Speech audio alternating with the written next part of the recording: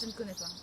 Alors, le mouvement zéro déchet, tu as affaire à une spécialiste ici, c'est utiliser ses propres récipients pour aller chez les petits marchands du coin, utiliser les choses de proximité, donc les fromages, la viande de proximité, les épiceries vrac, moi j'utilise aussi. Voilà, les sacs en tissu, les wraps, je ne sais pas si vous connaissez, pour remplacer le film plastique. Donc c'est des tissus avec de la cire d'abeille qu'on utilise comme film plastique, etc. Voilà. Un mouvement qui tend à imposer aux consommateurs de réfléchir l'achat de ces produits de manière à privilégier des produits qui ne produiront pas de déchets chez lui ou dans son école.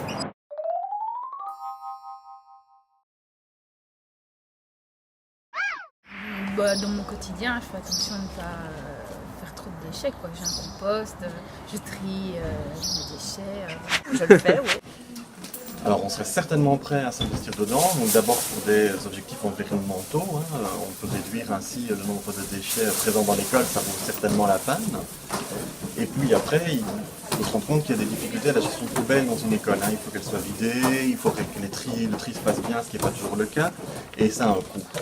Donc on pourrait tout à fait imaginer récupérer de l'argent pour autre chose.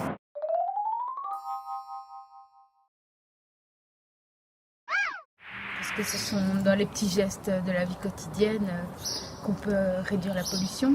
Ah purée, ne plus acheter dans grande surface, voilà, ça c'est pas encore tout à fait au top, mais bon voilà, on essaye. Merci. Voilà.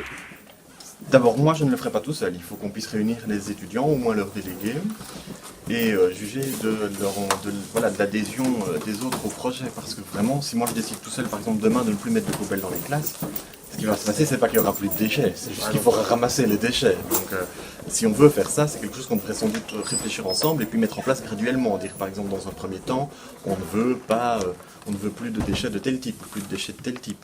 Maintenant, il faut se rendre compte, par exemple, dans les fontaines à eau qu'on vient de placer, j'en avais parlé avec des collègues directeurs, on a choisi de ne pas mettre de gobelet parce que ça génère énormément de déchets inutiles, parce que chaque fois que tu te sers, tu prends un nouveau gobelet.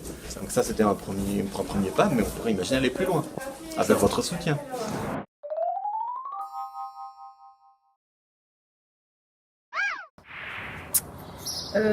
Voilà, c'est quelque chose qui est rentré, je pense, dans les mœurs maintenant. Chacun a son petit sac dans son sac quand on fait ses courses et je trouve que c'est vraiment une bonne chose.